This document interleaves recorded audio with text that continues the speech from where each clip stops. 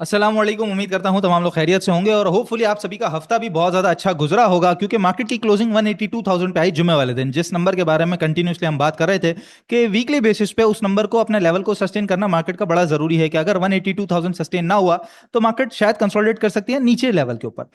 जो नीचे लेवल के ऊपर कंसोलिडेशन होती है ना, वो मार्केट के लिए कभी भी अच्छी देखी नहीं है, क्योंकि उसके बाद उसको टूटने का खतरा हमेशा मौजूद होता है। अपर साइड के ऊपर जैसे 182,000 क्रॉस हो गया, तो अपर साइड के ऊपर जितनी भी कंसोलिडेशन होती है वो हमारे लिए फिर भी एक, समझ लीजिए कि उम्मीद की आस बनी रहती है कि अच्छा भाई ये टूटेगा तो अगला लेवल आएगा। ये टूट के अगर नीचे बंद हो गए तो उसके बाद तो एक ही लेवल तो मौजूद है, तो फिर जरा सा समझ लीजिए कि वो हल्का हल्का जो है ना, दिल में हल्की फुल्की धड़कन ज्यादा ऊंच नीच होती रहती है। तो खैर मार्केट ने 182,000 का लेवल तो सस्टेन कर लिया। अब लेवल तो सस्टेन कर लिया, लेकिन जो वीकेंड पे जो हालात हजरा बने वो कोई इतने ज्यादा खातिर ख्वाह नहीं है, जहां पर जंग की खबरें दोबारा से तूल पकड़ चुकी हैं। कुछ इधर मिसाइल गिरे, कुछ उधर से मिसाइल मारे गए, स्ट्रेट ऑफ हॉर्मस को दोबारा बंद कर दिया गया, इस तरह की खबरें कंटिन्यूसली हमारे सामने आ रही हैं।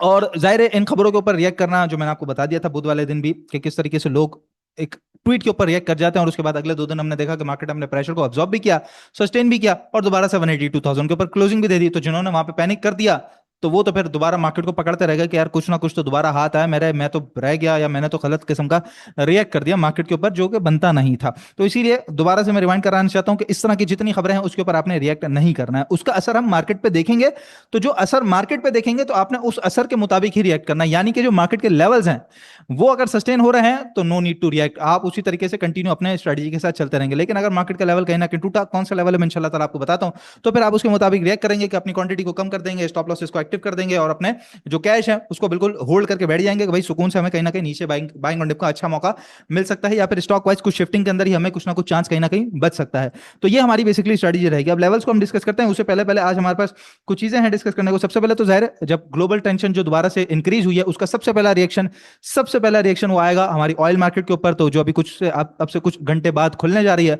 तो सबसे पहले इंशाल्लाह ताला ऑयल का चार्ट डिस्कस करते हैं कि क्या उसकी सिचुएशन है। इसके अलावा एक जबरदस्त किस्म की एक स्ट्रेटजी थी, वो मैंने आज डिस्कस करनी थी, बट ऑयल और जो जंग है इस वक्त सबके जहनों में, और मेरे भी जहन में सबसे ज्यादा घूम रही है कि भाई उसका क्या असर होगा।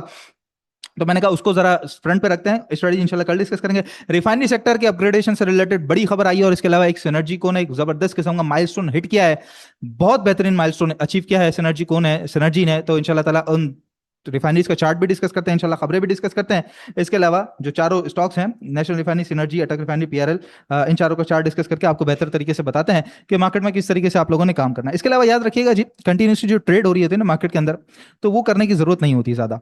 ज्यादा से मुराद ये है कि जैसे अगर मैं आज चार स्टॉक आपके साथ डिस्कस कर रहा हूं, तो जरूरी नहीं कि कल के कल आप चारों के चारों स्टॉक्स खरीद लें, चारों में से कोई एक खरीदना होता है। इसी तरीके से जब भी आपको अपने लिए स्टॉक एनालाइज करें और अपने फ्रंट के ऊपर, स्क्रीन के ऊपर देखें कि यार 5-7 स्टॉक्स हैं, तो 5-7 स्टॉक्स के अंदर पैसा नहीं डालना होता। It takes only one good trade, एक ही ट्रेड चाहिए होती है, सिर्फ और सिर्फ आपको एक वाहिद एक ट्रेड चाहिए होती है, कि आप उसको बिल्कुल सही तरीके से शिकार को, कहते हैं ना कि शिकारी अपने शिकार को वो दिनों तक ताड़ता रहता है, देखता रहता है, उसको बिल्कुल उसकी लगन में होता है, फोकस वहीं पे होता है, और फिर जैसे ही शिकार हाथ आता है तो बस वहीं पे उसका जो गोल है वो हिट होता है, और उसके बाद उसको जो दिली खुशी मिलती है, जो उसका डोपामीन एक जो फ्लक्स होता है, उसको एड्रेनलिन मिलता है, तो ये सब चीजें उसी वक्त मिलती हैं। लेकिन बार बार ऊंची ऊंची ट्रेड करने से क्या होता है कि खर्चा भी बढ़ता है, और आपका ज्यादा कोई काम इधर उधर होता भी नहीं। तो ट्रेडिंग पे ना जाएं, ट्रेड पे जाएं, बहुत ज्यादा ट्रेडिंग ना करें मार्केट के अंदर।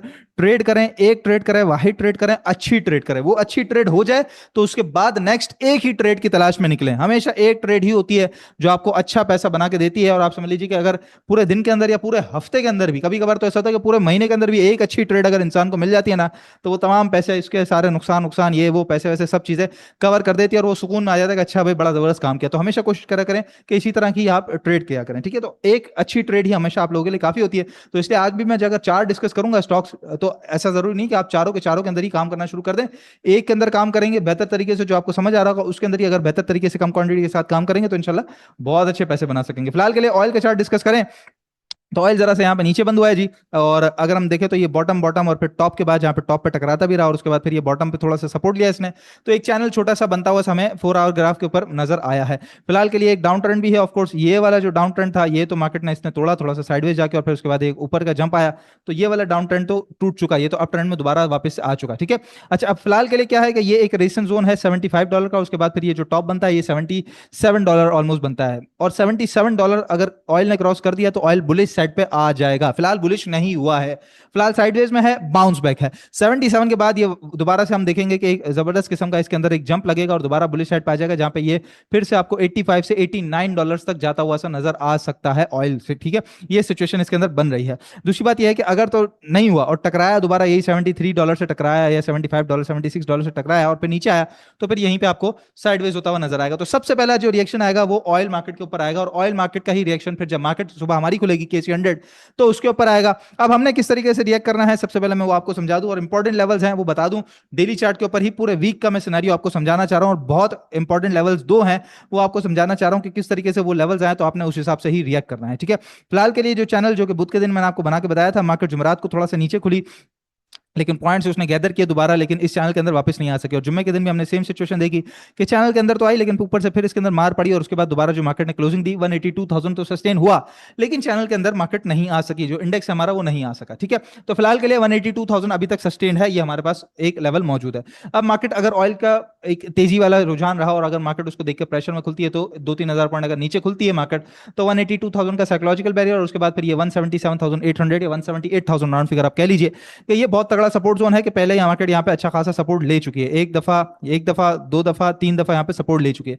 तो सबसे इंपॉर्टेंट सपोर्ट एरिया, सबसे पहला सपोर्ट एरिया ये मौजूद है, और अगर यहाँ से सपोर्ट ले लिया तो दोबारा 182 से 178 इस दौरान मार्केट नीचे की तरफ ही साइडवेज आपको होती हुई से नजर आएगी। लेकिन अगर कंटिन्यू किया और 182,000 क्रॉस कर दिया, खासतौर पर अगर ये चैनल के अंदर वापस आ गई, तो 182,000 से 188,000 ये ऊपर की तरफ आपको मार्केट कंसोलिडेट होती हुई नजर आएगी। तो ये दो सिनेरियोज हमारे पास बन रहे हैं। अब दो मोस्ट इंपॉर्टेंट लेवल कौन से? सबसे पहला इंपॉर्टेंट लेवल तो 188,000, जिसके बारे में आपको ऑलरेडी बता दिया गया था कि यहाँ पे आपने अपनी जो बाइंग है वो हद दर्जे कम कर देनी है और प्रॉफिटिंग की तरफ जाना है। पीर वाले दिन ही मैंने आपको बता दिया था और मंगल के दिन ही आपने उसका मार्केट के अंदर रिएक्शन देख लिया। मंगल और बुध कंटिन्यू मार्केट इसी तरीके से नीचे आते रहे। तो 188,000 जो मैंने आपको बताया था वो एफपीपी से बताया था कि यहाँ पे जो इसका पीओसी है वो 188,000 के ऊपर आ रहा है। तो ये तो बात हुई थी हमारी स्विंग हाई से लेकर स्विंग लो तक, लेकिन स्विंग लो से स्विंग हाई तक क्योंकि अब ऑलरेडी हमारे पास एक हाई मौजूद है, तो हमारे पास एक हाई मौजूद है। पहले मार्केट ऊपर चल रही थी तो हमारे पास कोई हाई नहीं था, मार्केट ऊपर जा रही थी, नए सफर की तरफ मौजूद थी। ठीक है, अब हाई मौजूद है तो हम स्विंग लो से स्विंग हाई तक देखते हैं कि जो पॉइंट ऑफ कंट्रोल है वो कहां बनता है, एफवीपी का। तो पॉइंट ऑफ कंट्रोल जो बन रहा है वो 170,000 पे बन रहा है। अच्छा, अगर 177,000 टूटता है तो उसके बाद सपोर्ट एरिया हमारे पास कौन सा मौजूद है? हमारे पास एक तो यहाँ पे छोटा सा गैप यहाँ मौजूद है, फिर ये एक अच्छा खासा बड़ा गैप मौजूद है और उसके बाद फिर यहाँ पर गैप मौजूद है। तो अगर गैप फिलिंग की बात करें या 177,000 की रीटेस्टिंग की बात करें या फिर हम पॉइंट ऑफ कंट्रोल की बात करें, तो सब लेवल आके टिकते हैं 170,000 पे, 1,70,000 पे। तो अगर तो 177 टूटा तो मार्केट कुछ ना कुछ छोटी मोटी रीटेस्टिंग करके नीचे की तरफ आ सकती है। इसीलिए आपको जुमेरात को ये हाईलाइट कर दिया था मैंने कि 178,000 मेजर सपोर्ट जोन है और उसी के कुछ नीचे यानी कि 1,70,000 पे हमारे तमाम ट्रेडर हजरात का स्ट्रिक्ट स्टॉप लॉस होना चाहिए कि अगर वो एरिया टूट गया, वो एरिया ब्रेक हुआ, तो मार्केट 170,000 तक आपको जगह मिल दे सकती है। इसी दौरान इसीलिए आपको कह रहा हूं कि कम क्वांटिटी के साथ काम करेंगे तो ना ऊपर प्रॉफिट टेकिंग करते वक्त आपके इमोशंस आपके ऊपर हावी होंगे, ना ही स्टॉप लॉस हिट करते वक्त आपके इमोशंस आपके ऊपर हावी होंगे। अब इमोशंस हावी किस तरह होते हैं वो जैसे मैंने कहा कि एक स्ट्रेटजी बतानी थी, तो इंशाल्लाह कल की वीडियो में मैं आपसे डिस्कस करता हूं। तो फिलहाल के लिए मैंने इंपॉर्टेंट लेवल आपको बता दिए हैं, ऊपर का कंसोलिडेशन जोन, नीचे का कंसोलिडेशन जोन। एक लेवल टूटा तो अगला लेवल क्या हो सकता है, और अगर ऊपर गई तो 188,000 ही फिलहाल हमारा टारगेट जोन है। इस दौरान क्या स्ट्रेटजी रखनी है? एक तो देखें कि क्वांटिटी मैंने आपको बताई कि जैसे कम हो। दूसरी बात कि जस्ट लाइक रिफाइनरी के रिलेटेड खबरें हैं या फिर हम देख रहे हैं कि ऑटो पॉलिसी से रिलेटेड खबरें आ रही हैं, या फिर जिस तरीके से हम देख रहे हैं कि रिजल्ट्स आ रहे हैं, रिजल्ट का सीजन अब शुरू हो रहा है मार्केट में, तो कोई सेक्टर से रिलेटेड खबर हो या किसी पर्टिकुलर स्टॉक से रिलेटेड खबर या मटेरियल इंफॉर्मेशन आए या फिर सेक्टर वाइज स्टॉक वाइज हमारे सामने रिजल्ट आना शुरू हो, उसके हिसाब से ही मार्केट आपको ऊंच नीच मूव देती हुई सी नजर आएगी। यानी कि उसी के दौरान आपको sector wise shifting, swapping, rotation और stock wise shifting, swapping, rotation आपको देखने को मिलेगी। इसलिए जितने मजबूत स्टॉक्स हैं जो इस वक्त हाईलाइटेड हैं खबर की वजह से, रिजल्ट की वजह से या फिर रिसर्च रिपोर्ट की वजह से, इंस्टीट्यूशंस की वजह से, अगर वो हाईलाइटेड है सिर्फ उन्हीं में रहना है। आड़े तिरछे स्टॉक्स के अंदर जाएं, ठीक है, आपकी मर्जी है, जाना चाहें जा सकते हैं, बहुत कम क्वांटिटी के साथ विद स्ट्रिक्ट स्टॉप लॉस के। अगर जरा सी भी ऊंच नीच हुई तो मैं जानता हूं आप लोग नहीं बेच पाते, कुछ भी हो जाए, चाहे ऊपर की तरफ चाहे नीचे की तरफ, लोग नहीं बेच पाते। इसीलिए बराए मेहरबानी, खुदा का वास्ता, अपना पैसा बचाइए, अपने आप को लॉन्ग टर्म मार्केट में लेके चलना है, तो इसलिए डिसिप्लिन को फॉलो करना बड़ा जरूरी है। बहरहाल खबरों की तरफ आते हैं। मार्केट के चार्ट्स और लेवल्स और स्ट्रेटजी मैंने आपको बता दी है। अगला हफ्ता मोस्ट प्रॉब्ली मुझे साइडवेज नजर आता है, इसी तरीके से ऊपर होगा या नीचे, दोनों तरफ साइडवेज ही नजर आता है। मोस्ट प्रॉब्ली मैं समझता हूं कि शायद शुरुआती हफ्ता जो हफ्ते का शुरुआती दिन है वो शायद यहाँ नीचे की तरफ साइडवेज में गुजरा, उसके बाद जंगबंदी की खबरें आ जाएंगी क्योंकि nobody can afford the war. कोई भी इस वक्त अफोर्ड नहीं कर सकता है इस दोबारा जंग को कंटिन्यू होता हुआ। तो अगर दोबारा जंगबंदी की खबरें आए तो दोबारा मार्केट ऊपर की तरफ कंसोलिडेट करती हुई से आपको नजर आएगी। बहरहाल खबरों की तरफ मैं जब बात कर रहा था तो एक जबरदस्त किस्म का एक हिस्टोरिक माइलस्टोन अचीव किया है पाकिस्तान ने, पाकिस्तान की मैरीटाइम ने और खासतौर पर सिनर्जी ने, जहां पे पहली दफा पाकिस्तान के अंदर इंटरनेशनल शिप को रिफ्यूल किया गया है लोकली रिफाइंड क्रूड ऑयल से, जो जिसको रिफाइन किया गया है सिनर्जी को की तरफ से।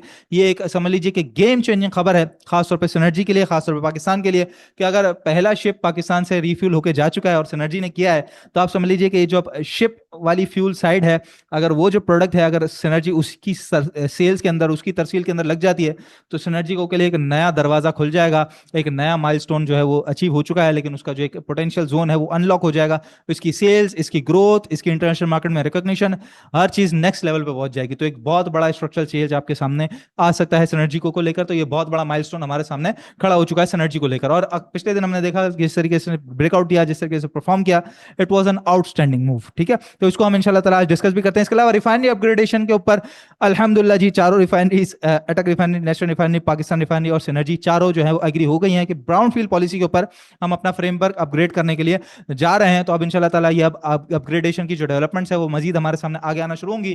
तो पिछले साल से जो, पिछले 3 सालों से जो मसला अटका हुआ था वो इंशाल्लाह ताला निपटेगा और हम रिफाइनरीज को अच्छा और बेहतर तरीके से मूव होता हुआ देख सकेंगे, जो कि पिछले दिनों से हम कंटिन्यूसली उसके अंदर मूवमेंट देख चुके हैं।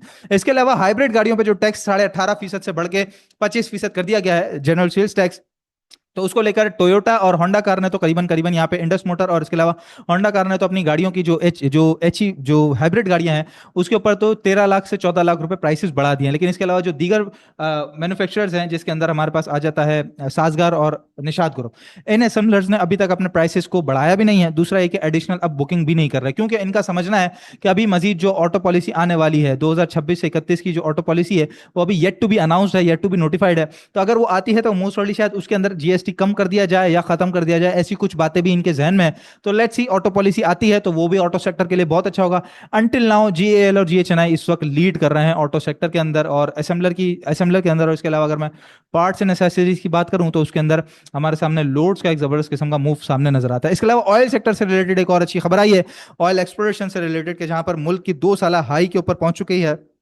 हमारी ऑयल एक्सट्रैक्शन, जो कि 71,500 बैरल्स पर डे के ऊपर पहुंच चुकी है। और ये बहुत ज्यादा अच्छी खबर है ओजीडीसी, पीपीएल और माड़ी के लिए। कंटिन्यूसली हम पिछले कई सालों से देख रहे हैं कि जो इनकी प्रोडक्शन कैपेसिटी है वो भी बढ़ रही है और साथ साथ जो बार बार बता रहे होते ना कि हमने ऑयल एक्सप्लोर किया है, ऑयल एक्सप्लोर किया है, तो एक्सप्लोरेशन की अच्छी खासी बढ़ रही है, नए नए वेल्स ढूंढ रहे हैं, नए नए कुएं मिल रहे हैं और क्रूड ऑयल जो है वो अच्छा खासा मुल्क के अंदर से निकल भी रहा है। तो ये आगे आने वाले वक्तों के अंदर, आने वाले कुछ सालों के अंदर इनकी सेल्स, इनकी ग्रोथ, इनके प्रोडक्शन, इनकी एक्सप्लोरेशन इसी तरीके से अगर बढ़ती रही तो कंपनी के जो पांव है मजीद मजबूत हो जाएंगे। तो ये बेहतरीन खबर है। तमाम आप देख लीजिए, रिफाइनरी सेक्टर हो, चाहे ऑटो सेक्टर हो, चाहे ऑयल सेक्टर हो, बड़े सेक्टर से रिलेटेड अच्छी खबरें आ रही हैं। तो इसलिए आपने उन पर्टिकुलर सेक्टर्स में ही रहना है ताकि आपका पैसा सेफली मूव कर सके। किसी भी जंग की खबर से, किसी भी ट्वीट से आपके पैसे को ऊंच नीच नहीं होनी चाहिए, ठीक है। और अगर हो भी तो आपके पास स्टॉप लॉस के साथ जरूर होना चाहिए। इसके अलावा तमाम वो लोग जिनका अकाउंट मुनीर खानानी सिक्योरिटीज में मौजूद है, 0311494443, इस नंबर पे व्हाट्सएप करके बाआसानी घर बैठे अपना अकाउंट मुनीर खानानी सिक्योरिटीज में रहते हुए ही स्टॉकिफाई के पास ट्रांसफर करवा सकते हैं। यानी कि अकाउंट आपका वैसा का वैसा रहेगा, आपका डीलर चेंज होकर स्टॉकिफाई हो जाएगा, तो आप स्टॉकिफाई की तमाम सर्विसेज हासिल कर सकेंगे। याद रखिएगा, मुनीर खानानी सिक्योरिटीज में अगर आपका अकाउंट है तो इसका मतलब ये नहीं कि आपको स्टॉकिफाई की सर्विसेज डायरेक्टली मिलेंगी, आपका डीलर कुछ और डिफरेंट हो सकता है। अगर आपको हमारी स्टॉकिफाई की सर्विसेज चाहिए तो आपने हमारे पास अकाउंट शिफ्ट कराना है, तो जैसे ही शिफ्ट हो जाएगा, इसके कोई एक्स्ट्रा चार्जेस नहीं है, कोई हिडन फीस नहीं है, जस्ट आपने व्हाट्सएप पर रब्ता करना है, रब्ता करेंगे, ये ईमेल का प्रोसेस बताएंगे, एक ईमेल के थ्रू घर बैठे आपका अकाउंट हमारे पास ट्रांसफर हो जाएगा। यानी कि आपका जो डीलर है, जो सर्विस प्रोवाइडर है, वो स्टॉकिफाई हो जाएगा, जिसके अंदर आपको स्विंग एंड इन्वेस्टमेंट की कॉल्स हमारे व्हाट्सएप ग्रुप पे, इसके अलावा मंथली जूम सेशंस, इसके अलावा वन ऑन वन गाइडेंस पर ट्रेडिंग डेस्क, इसके अलावा फास्टेस्ट कस्टमर सपोर्ट, हर तरह की सर्विसेज आपको मिलना शुरू हो जाएंगी। तो जस्ट नाउ अभी व्हाट्सएप कीजिए 031149444443, जितने लोग जिनका अकाउंट मुनीर खानानी सिक्योरिटीज में मौजूद है। चारों स्टॉक्स को डिस्कस कर लेते हैं रिफाइनरी सेक्टर के, नेशनल रिफाइनरी, अटक रिफाइनरी, पाकिस्तान रिफाइनरी और सिनर्जी। ऊपर से नीचे शुरू करते हैं। सबसे पहले अटक रिफाइनरी हमारे सामने खुला हुआ है और सबसे इंपॉर्टेंट पोजीशन में आपको अगर अटक रिफाइनरी की बता दूं तो देखें, ये एक बहुत बड़ा इसका एक जोन था 888-890 रुपए का, कि जहां पे टकराने के बाद ये सीधा 650 रुपए चलेगा था। उसके बाद जब ऊपर आया तो काफी रेजिस्ट किया, फिर इसी को ब्रेकआउट करके इसने एक अपना नया हाई लगाया था 1000 रुपए का। फिर जब नीचे आया तो इसी जोन के करीब करीब सस्टेन करता रहा, उसके बाद फिर थोड़ा सा ऊपर गया, फिर थोड़ी सी मार पड़ी, फिर नीचे आया और वापस इसको सस्टेन कर लिया। अच्छा, ड्यूरिंग द वॉर अगर आप देखेंगे तो ये चैनल बड़ा परफेक्ट किस्म का बन रहा है, top bottom top bottom top bottom और बिल्कुल बॉटम के करीब चल रहा है। जहां पे अभी अगर हम इसका टॉप देखेंगे तो ये टॉप जो करीबन करीबन बनता है वो 1150 रुपए 1140 रुपए के करीब करीब का बनता है, ठीक है। अच्छा, ऊपर से एक ट्रेंड लाइन यहाँ पे चल रही है जिसका ब्रेकआउट देना बड़ा लाजमी है। अगर ब्रेकआउट दे देता है, और खासतौर पर अगर ये समझ लीजिए कि अभी जो रीसेंट हाई इसका लगा था 900, यहाँ पे 926 रुपए का, इसको अगर क्रॉस कर जाता है तो हम बड़ी स्पीड से इसको फिर 975 रुपए से लेके 1000 रुपए तक जाता हुआ देख सकेंगे। और अगर 1000 रुपए क्रॉस हुआ तो फिर 1150 रुपए का इंशाल्लाह ताला टारगेट आप हिट होता हुआ देखेंगे। करंट रेट से लेकर नीचे तक बाइंग की जा सकती है। उसकी वजह क्या है कि ऑलरेडी स्टॉक एक खबर के अंदर मौजूद है, तो और अगर ऊपर क्रॉस कर गया तो बहुत अच्छी बाइंग है। ऊपर क्रॉस करके तो आपके पास कंफर्मेशन के साथ बाइंग हुई। स्ट्रिक्ट स्टॉप लॉस जो लगेगा वो 880 रुपए से नीचे नीचे का लगेगा आपका अटक रिफाइनरी के अंदर। एक और जो इंपॉर्टेंट चीज है इसके अंदर वो ये है कि इसने 50 मूविंग एवरेज को भी यहाँ पे अपना, मैं अगर आपको दिखाऊं तो ये 50 मूविंग एवरेज को भी यहाँ पे क्रॉस कर दिया है। पिछले दिनों बुध वाले दिन तो नहीं क्रॉस कर सका, जुमेरात को क्रॉस किया और जुम्मे को भी कंटिन्यू इसके ऊपर ही रहा है। तो अगर ये रीटेस्टिंग के लिए आता है तो 50 मूविंग एवरेज भी है प्लस चैनल का बॉटम भी है, तो इसीलिए करंट रेट से लेकर नीचे 890, 893, 92, 95 ये आपका बाइंग जोन हो सकता है। 880 से नीचे का स्ट्रिक्ट स्टॉप लॉस हो सकता है। पहला टारगेट एरिया 975 रुपए, फिर 1000 रुपए, और उसके बाद फिर इंशाल्लाह 1150 के लिए आप अटक रिफाइनरी को कंटिन्यू करके चल सकते हैं। ये होता है ब्लू चिप स्टॉक में रहने का फायदा। आप देखें ड्यूरिंग द वॉर भी इसने अपना स्ट्रक्चर, अपना जो चैनल है उसको तोड़ा नहीं। एक आध दो दिन ऊंच नीच तो समझ आती है, लेकिन जो मेजॉरिटी हिस्सा है वो इसने अप ट्रेंड के अंदर ही गुजारा है और ऊपर ही गुजारा है। ठीक है, तो ये हमेशा ब्लू चिप में रहने का बहुत बड़ा फायदा होता है। इसके अलावा दूसरा स्टॉक हमारे पास आ जाता है नेशनल रिफाइनरी। अच्छा, नेशनल रिफाइनरी लास्ट वीक ही मैंने आपको हाईलाइट किया था, और मैंने जो आपको हाईलाइट किया था वो यहाँ पे किया था कि यहाँ पे 365 रुपए करीब करीब है, यहाँ पर आपने लेना है। लास्ट वीक आपको बताया था और मैंने कहा था कि ये पुल बैक के अंदर आपको 382 से 385 तक एक अच्छा मूव दे सकता है, लेकिन ये पुल बैक तक तो गया बट उससे भी आगे मजीद निकल गया और इसने अपना जो है 402 रुपए का हाई लगाया, और ये जो पिछले जो दो डबल टॉप था इसको भी फिलहाल क्रॉस कर दिया। अभी के लिए जो टॉप है वो 430 रुपए तक है। ठीक है, आप इसको बिल्कुल इंजॉय कीजिए 430 रुपए तक। जिनका पुराना रखा वो भी काम कर सकते हैं। जो करंट रेट पे बाइंग करना चाहते हैं तो करंट रेट से लेकर नीचे 380 तक बाइंग करेंगे, और अगर उससे नीचे आए तो 375 का स्टॉप लॉस रखेंगे। अगर वो टूटा तो फिर 10-15 रुपए आपको नीचे मजीद देखने का मौका मिल सकता है। ऊपर जो टारगेट एरियाज हैं वो पहला टारगेट एरिया जैसे मैंने आपको बताया कि 430 रुपए तक है, और अगर ये क्रॉस किया तो फिर उसके बाद जो टारगेट एरियाज बनते हैं वो 450 से लेकर हमारे पास ऊपर जो है वो 480 रुपए बनते हैं। इंशाल्लाह 480 क्रॉस करेगा तो फिर जो इसकी नई प्रोजेक्शंस है इंशाल्लाह वो मैं आपको बताऊंगा। बहुत तगड़ा इस वक्त हमें जो अटक रिफाइनरी है वो नजर आता है। अच्छा, 430 और 440 की अगर मैं आपको जोन की बात बताऊं तो मजीद अगर हम इसको कंफर्म कर लें तो सबसे पहले तो हम इसका जो है वो फिबोनाची अगर हम लगा के देखते हैं स्विंग हाई से स्विंग लो तक, तो फिबोनाची के अंदर जो इसकी प्लेसमेंट बनती है वो आप देख सकते हैं कि ये अभी ग्रीन जोन से अपने निकला है और अपने जो रिट्रेसमेंट का एरिया 0.76% का उस जोन की तरफ बढ़ा है जो कि 432 रुपए का आता है। तो वही 430 रुपए का हमारा एक टारगेट एरिया हो गया। ठीक है, दूसरा है कि हम एफ अगर लगाते हैं पॉइंट हाई से पॉइंट लो तक, स्विंग हाई से स्विंग लो तक, तो जो इसका कॉन्फ्लुएंस जोन बन रहा है हमारे पास, ये आपके पास बन रहा है पॉइंट ऑफ कंट्रोल इसका, तो वो 437 यानी कि 440 रुपए तक बन रहा है। ठीक है, तो ये हमारे इनिशियल टारगेट एरिया है, यहाँ तक आप कंट्रोल कंटिन्यू करके चल सकते हैं। अगर 440 भी गया तो सीधा सीधा 10% का आपको गेन है एक स्टॉक के अंदर, जो कि इस वक्त ट्रेंडिंग के अंदर है, जो कि इस वक्त खबरों के अंदर है, जो कि इस वक्त जिसके अंदर मार्केट के अंदर जबरदस्त किस्म का इंटरेस्ट मौजूद है। तो इसी तरीके के स्टॉक के अंदर ही आपने फिलहाल अपना पैसा लगा के रखना है। ठीक है, अच्छा, अगला स्टॉक हमारे पास आ जाता है पाकिस्तान रिफाइनरी। पाकिस्तान रिफाइनरी के अंदर जो पोजीशन है वो आप देख सकते हैं। मैं आपको सबसे पहले यहाँ पे इसके अंदर दिखाऊं हमारा चार्ट, जरा से पहले मैं इसको रीसेट कर लेता हूं और आपको बेहतर तरीके से इंशाल्लाह पोजीशन समझ आएगी। ये इसका अभी रीसेंट हाई था जो 44-45 रुपए के करीब करीब का, उसका जो बिल्कुल आपसे कह लीजिए कि जो डाउन ट्रेंड था वो अभी इसने पिछले दिनों ही तोड़ा है और उसके बाद ऊपर आया है। ठीक है, अच्छा, पिछले दिनों साथ जो ये जो इसके जो ट्रेंड लाइन अगर मैं यहाँ पे आपको लगा के दिखाऊं एक हॉरिजॉन्टल रे, तो ये एक जबरदस्त किस्म का जो इसका रेजिस्टेंस जोन था उसको भी इसने क्रॉस कर लिया। अच्छा, हो सकता है मोस्ट प्रोबेबली कि इसको रीटेस्टिंग करने के लिए आ जाए 40 रुपए पे ना, तो ये अच्छी बात है, आ जाएगा तो बहुत अच्छी बात है। आप करंट रेट पे बाइंग कर सकते हैं। स्ट्रिक्ट स्टॉप लॉस 38 रुपीज से इसके अंदर नीचे नीचे का होना चाहिए। करंट रेट पे बाइंग करते हैं तो पहला टारगेट एरिया जो है वो आपका 44 रुपए 65 पैसे हो सकता है, क्योंकि मैं बिल्कुल अभी जो इसका टॉप लगा था 2024 के अंदर उसको मैं फिलहाल कंटिन्यू करके नहीं चल सकता, क्योंकि यहाँ पे 1 2 3 4 5 अच्छा खासा जो जोन है वो 44 50 80 के करीब करीब मौजूद है। ये क्रॉस करेगा तो जो अगले एरियाज हैं इसके ऊपर वो मैं आपको बताऊं, तो फिलहाल तो ये अपने चैनल के अंदर भी वापस आ चुका है ना, जो इसका नीचे से चैनल बन रहा था उसके अंदर भी वापस आ चुका है।